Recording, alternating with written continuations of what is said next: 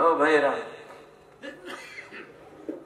আধুনিক জ্ঞান বিজ্ঞানের মধ্যে আমি যে হাদিসটা আগে বলেছি যে লা ইলাহা ইল্লাল্লাহ, আমরা যে ঈমান হারিয়েছি, দেখুন আমাদের লা ইলাহা ইল্লাল্লাহ নিয়ে গন্ডগোল, কালেমায়ে শাহাদা নিয়ে গন্ডগোল। কারণ আশহাদু আল্লা ইলাহা ইল্লাল্লাহ ও আশহাদু আন্না মুহাম্মাদার রাসূলুল্লাহ এইভাবেই কেবল বলতে হবে। লা ইলাহা ইল্লাল্লাহ মুহাম্মাদুর রাসূলুল্লাহ এইভাবে বলা যাবে না। কত বড় নাদান জাহেল! আল্লামা ইবনে হাজার আসকালানী খায়বার যুদ্ধের মধ্যে উনি সহিহ সনদে হাদিস বর্ণনা করেছেন, নবী সাল্লাল্লাহু আলাইহি ওয়াসাল্লামের খায়বার যুদ্ধের পতাকা ছিল ঠিক সেটা যেটা ইমাম মাহদীর পতাকা হবে। লা ইলাহা ইল্লাল্লাহ মুহাম্মাদুর রাসূলুল্লাহ। সৌদি আরবে বাইতুল্লাহর ইমাম, মসজিদ নববীর ইমামরা কি ঘাস খান না? সৌদি পতাকায় কি আছে? লা ইলাহা ইল্লাল্লাহ মুহাম্মাদুর রাসূলুল্লাহ। আরবি ভাষা কি বাঙালিরা বেশি বুঝে না? আরবি মায়ের ঘরে যারা জন্ম তারা বেশি বুঝে। আমাদের শুরুতেই গন্ডগোল, কালেমার মধ্যে পর্যন্ত আমাদের কোন ক্লিয়ার কনসেপ্ট নাই, জ্ঞান নাই।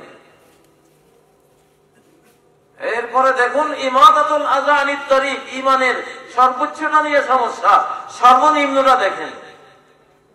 যারই বাড়িঘর দুয়ার আছে রাস্তার পাশে, তার বিল্ডিং তৈরি করতে হবে, রাস্তার অর্ধেক দখল ইট বালু, ঠিক নাকি?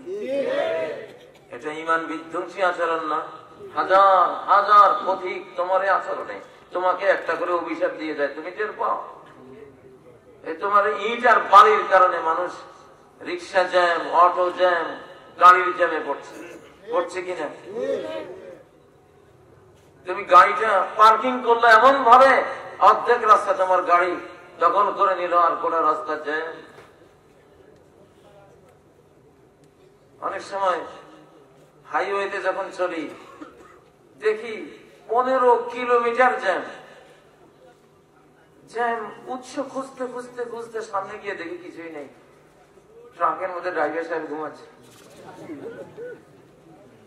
তুমি যে ঘুমালা, অনিচ্ছাকৃত ঘুমালে সেটা তো আল্লাহ মাফ করবে, ইচ্ছাকৃত যদি ঘুমাও এটা ঠিক করলাম?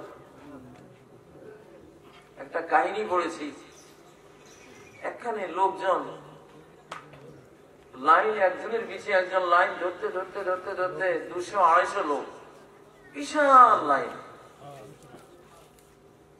কোন একটা জায়গার মধ্যে।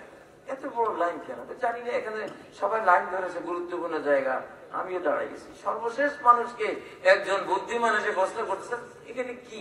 তো ভাই তা তো জানি না, সবাই দাঁড়িয়ে আছে, আমিও দাঁড়িয়েছি। সামনে জিজ্ঞাসা করুন। তো সামনে জিজ্ঞাসা করুন, ভাই আপনারা কেন দাঁড়িয়ে? তা তো জানি না, আর সামনে যান।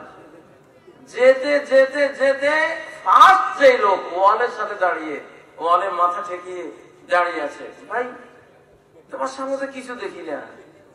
প্রথম মনে তুমি দাঁড়িয়েছ, কি ঘটনাটা কি? তো ভাই আমার মাথা চক্কর দিয়েছিল, আমি নিজেকে আর সামলে রাখতে পারছিলাম না, ওয়ালে মাথাটা ঠেকিয়ে একটু দাঁড়িয়েছিলাম। এখন এরপরে দেখি আমার পিছনে এই যে লাইন জ্বললো, ভাই আমি তো এখন আর এখান থেকে সরতে সাহস পাচ্ছি না, আমাকে মারে পিঠে ধরে বেটা যাস কইতে।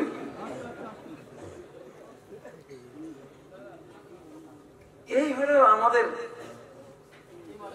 আমাদের যুগের অবস্থা, যে একজন আমি এখানে যে দাঁড়াইলে আমার পিছে অটো রিক্সা দাঁড়িয়ে যাবে, এটা তো আল্লাহ ছাড়া কেউ জানে না, ঠিক নয় কি? আমি দাঁড়ালাম কেন ওইখানে? আমার পিছে একটা মানুষ যখনই কোনো জ্ঞান হিসেব করে কাজ করে, তখন মানুষের তুচ্ছ একটা বিষয়কে কেন্দ্র করে বিশাল তুল কালাম কাণ্ড থেকে মানুষ বাঁচতে পারে, ঠিক নয় কি?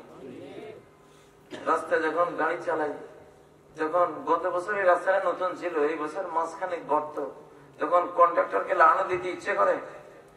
অবশ্যই করে, দিও দুই একজনকে। এই যে কষ্ট দিলা, প্রতীকের কষ্ট তুমি নিজে তৈরি করলা দুর্নীতি করে। যত মানুষ গাড়ি নিয়ে যাবে সবাই একটা করে লাগানো দিলে, বউ বাচ্চা বেটি তোমার হাবা গোবা অ্যাবনর্মাল হবে না? কি হবে? বলি আল্লাহ হবে? হারাম খোরদের বাচ্চারা অ্যাবনর্মাল হয় কেন? মানুষের অভিশাপে। তাহলে ইমানের সর্বনিম্ন শাখাটাও মারাত্মক ভাবে আমাদের সমাজে নাই, মানে এই শাখাটাই নাই।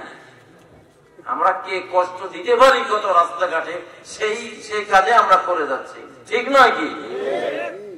মাঝখানের শাখাটা হায়া, শরম, লজ্জা। নারী জাতিটা লজ্জাবতী গাছের মতো একটু টাচ পেলে গুটিয়ে যাবে, ঠিক না? আজকে পাপিয়ার কিচ্ছা কাহিনী তো আপনারাই লেখেন পড়ে। ইমানের আগুয়ারও নাই, আখেরও নাই, মিডল পয়েন্ট তো দেখতে পাচ্ছেন কি অবস্থা।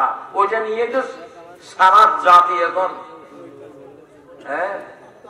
টক অফ দ্য কান্ট্রি নাকি, উত্তম। তাহলে আসলে ছোটখাটো জিনিস নিয়ে ঝগড়া করে লাভ নাই। ইমান কিভাবে আনতে হবে, কিভাবে আমরা মুসলিম না ভিতর থেকে হেরে গেছি, বাইরে থেকে হেরে যায়নি। মুসলিম যখন ভেতরের ইমান হারিয়ে ফেলে, সে বিশ্বকে হারিয়ে ফেলবে, স্বাভাবিক।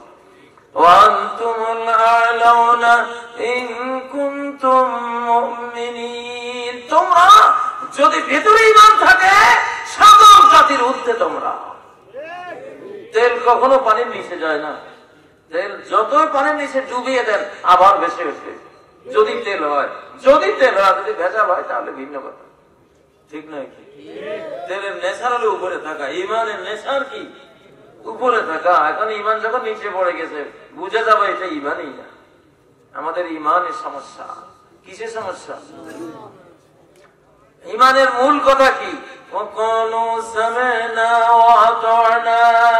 যা শুনলাম তা মেনে নিলাম, বাস। কোন যুক্তি তর্ক নেই, কি নেই? এই যুগে যুক্তি তর্ক নেই। এই যুগে যুক্তি তর্ক দিলে বেঈমান হয়ে যাবে মানুষ।